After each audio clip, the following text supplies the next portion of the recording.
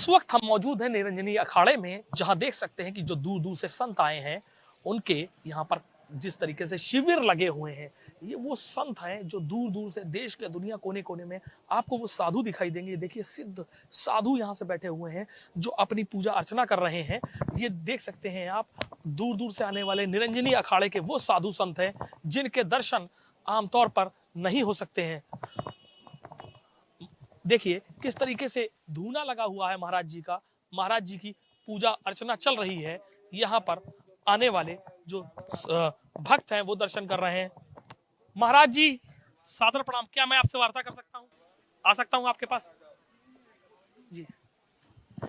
हम लोग अब महाराज जी से ही वार्ता करेंगे बिल्कुल तौर से। निरंजनी अखाड़े में हम मौजूद हैं। ये देख सकते हैं धूना लगा हुआ है और अभी भी संतों की पूजा अर्चना चल रही है। यहाँ पर संत प्रभु मौजूद हैं। निरंजनी अखाड़े ने कल पहला अमृत स्नान कर लिया है। ये सारे संतों ने कल स्नान किया है और हम अब महाराज जी का ही सीधे तौर से दर्शकों को जोड़ने की कोशिश करेंगे। और यहाँ पर देख सकते हैं आप, धूना लगा हुआ है, पूजा जारी है। इतनी कड़ाके की ठंड है लेकिन आस्था की ताकत, सनातन की ताकत, ये ताकत यहाँ दिखाई दे रही है। और हम श्री राम पहले तो निरंजन जानना चाहेंगे सीधे तौर से। पहले तो निरंजनी अखाड़े के बारे में आपसे ही जानना चाहेंगे। ये तो अखाड़ों के आदि गुरु शंकराचार्य ने रचना करी है। चारों दिशाओं में धर्म की स्थापना करी है। चारों स्थानों पर, चारों दिशाओं में अपने शिष्यों को बिठाया है। उसके बाद ये नागा फोर्स सेना बनाई है। कल जिस तरीके से निरंजनी अखाड़े ने पहला स्नान किया है, शाही स्नान निरंजनी अखाड़े ने किया है, नागा साधुओं ने किया है। ये देखिए एक मान्यता भी है कि माँ गंगा जब पृथ्वी पर आ रही थी तो ये कहा था कि मैं जब अपवित्र हो जाऊंगी, मैं जब मैली हो जाऊंगी कलयुग में पापियों पाप होते हुए, तो आपके ही स्नान से माँ गंगा शुद्ध होंगी। कितना बड़ा त्याग एक साधुओं का होता है कि आप लोग अलग अलग जगह पूजा अर्चना करते हैं सृष्टि के कल्याण के लिए। इसे किस तरीके से बताएंगे? देखो, पहली बात ये है कि आपने जो स्नान है, ये आदि गुरु शंकराचार्य ने इसका निर्माण किया है, जिसका वैदिक धर्म है, वैदिक इसका नाम है, जिसको हम लोगों ने शाही स्नान का नाम दिया है। क्या एक होता है गंगा नहाने जाना, एक होता है स्नान करने जाना, वो अलग होता है। हमारा एक ये सामाजिक विषय है, मतलब एक वेद के हिसाब से रचना हुई है। दूसरी बात यह है कि हम लोगों को इसलिए आना पड़ता है कि गंगा हमारी माँ है। हम लोगों को जो जन्म होता है वो गंगा माई से होता है। जब हम लोग संन्यास लेते हैं तो पहला हमारा जो स्नान होता है माँ भगवती गंगा के में होता है, फिर हम लोग संन्यास लेते हैं। दूसरी बात यह है कि हम नागा लोग जो हैं धर्म की सेना है। हम कोई बाबा नहीं है, कोई मतलब वो नहीं है। हम लोगों का काम है समय के अनुसार आना। जैसे जब हमारा मेला लगता है उसी में हम लोगों ने आना है। बाकी हम सबको कोई मतलब नहीं है संसार से। एक क्या ये जो जानकारी है कि जिस तरीके से लोगों ने बताया, या हम संतों से भी बात करते हैं, आप तो एक संत है, कहा ये क्या मान्यता है कि जो जटाओं में आपकी जटाएं जब जाती हैं अंदर तो माँ गंगा को पवित्र करती हैं? क्या ये मान्यता है? किस तरीके से क्या ये मान्यताओं को सत्य माना जाए? क्योंकि तमाम धर्मगुरुओं ने तमाम वेदों में भी लिखा है कि अपवित्र गंगा माँ को पवित्र करने का काम आप लोग कर रहे हैं ताकि सृष्टि का कल्याण, और आप तो इतना त्याग करते हैं, समाज से अलग हो जाते हैं, परिवार से अलग हो जाते हैं ताकि इस सृष्टि का कल्याण हो। भगवान से यही, भगवान की भक्ति में लीन रहते हैं। हमारे महादेव जो हैं, जैसे हम लोग साक्षात धरती पे रहते हैं, समय के अनुसार जैसे आते हैं समाज के लिए या सृष्टि के लिए या कोई धर्म का रचना करना हो, ये सब हमारे महादेव तो आते रहते हैं बीच बीच में।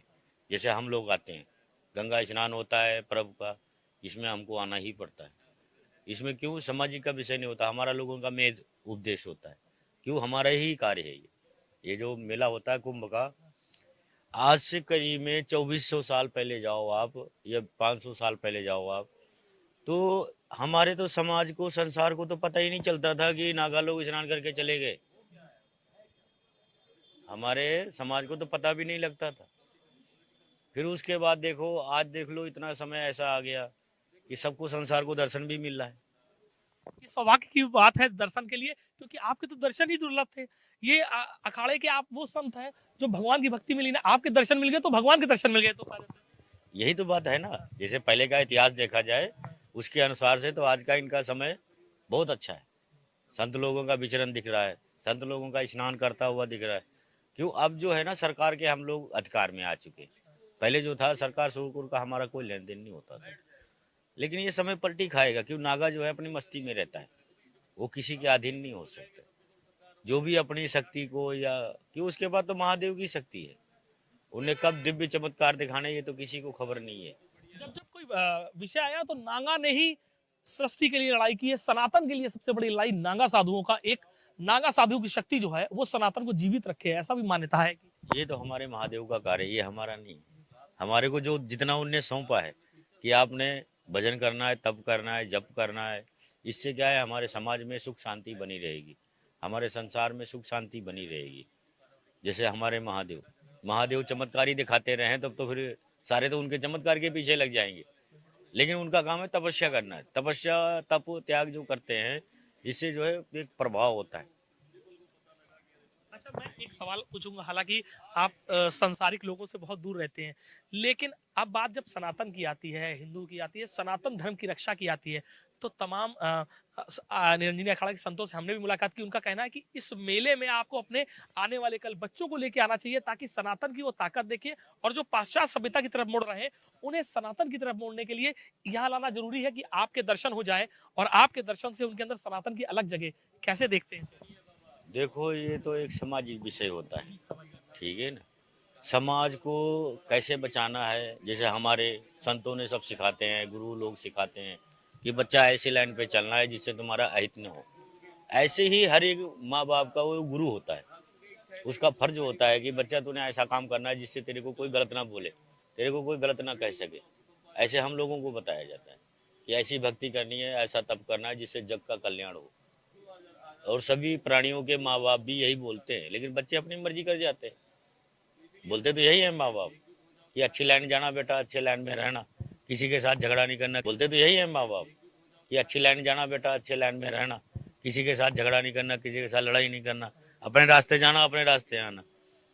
बताते हैं, लेकिन कुछ बच्चे ऐसे हैं जो मनमानी कर जाते, तो वो फिर गलत चीज का शिकार हो जाते हैं। लेकिन ऐसी जगहों पर आकर तो एक आत्मा की पवित्रता भी दिख रही है कि आपको संगम का स्नान भी और संतों के दर्शन भी, तो इससे बड़ा तो कुछ हो नहीं सकता। ये भी है, लेकिन ये तो एक समय के अनुसार हो गया कि चलो मेला चल रहा है, संत महात्माओं के दर्शन करके आते हैं। लेकिन ये तो एक अलग विषय हो गया ना। लेकिन ये जो हमने बताया कि हर एक माँ बाप का धर्म बनता है, कर्म बनता है कि अपने बच्चों को अच्छी राह बताना, अच्छा लाइन बताना, अच्छी शिक्षा देना। क्योंकि संसार के कल्याण के लिए तो आप तब कर ही रहे हैं, और माँ बाप अपने बच्चों के लिए भी करना चाहिए। हाँ, माँ बापों को तो वो करते हैं बच्चे के लिए, बच्चे के लिए ही करते हैं। हम लोग भी जैसे हैं संसार के लिए तो यही करते हैं कि हमारे ये सारे बाल गोपाल अच्छी बुद्धि में रहें, अच्छे संस्कार में रहें। लेकिन वो जब माँ बाप की बातों को नहीं ध्यान दिया तो क्या कर सकते हैं, हमारे विष को कैसे झेल सकते हैं। जो हम ज्ञान देंगे या जो विद्या देंगे वो तो 2 मिनट के लिए 5 को निकल जाएगी। ये चक्कर होता है। ये बहुत विशेष तौर से मैं अपने दर्शकों को बता दूं, ये सौभाग्य की बात है कि हमें भी वो संतों के दर्शन हो रहे हैं, और हमारे माध्यम से, टीवी के माध्यम से तमाम वो दर्शक इन संतों के दर्शन कर रहे हैं। क्योंकि वो आम संत नहीं है जो आपको आमतौर पर दिखाई दे। ये पूजा पाठ करते हैं, ये तपस्या में भगवान की भक्ति में लीन रहते हैं, भोलेनाथ की भक्ति में लीन रहते हैं, और इन्होंने बनाते हो आप 10 साल से कहां सो रहे थे? नहीं, ये मेरा क्या है? सवाल मेरा क्या सवाल चरणों में समर्पित किया है। और महाराज जी ने साफ तौर से कहा कि माँ बाप को अपने बच्चों को अच्छे संस्कार देने के लिए इन मेलों में तो लाना चाहिए, लेकिन उन्हें घर से भी अच्छे संस्कार देने चाहिए। क्योंकि ये मेला तो कुछ समय का आयोजन है, शायद संसार के कल्याण के लिए तो ये पूजा और तप कर सकते हैं, लेकिन आने वाले भविष्य के लिए माँ बाप को भी बहुत कुछ करने की जरूरत है। वीडियो जर्नलिस्ट नीरज साहू के साथ सौरभ मिश्रा, खबर फास्ट।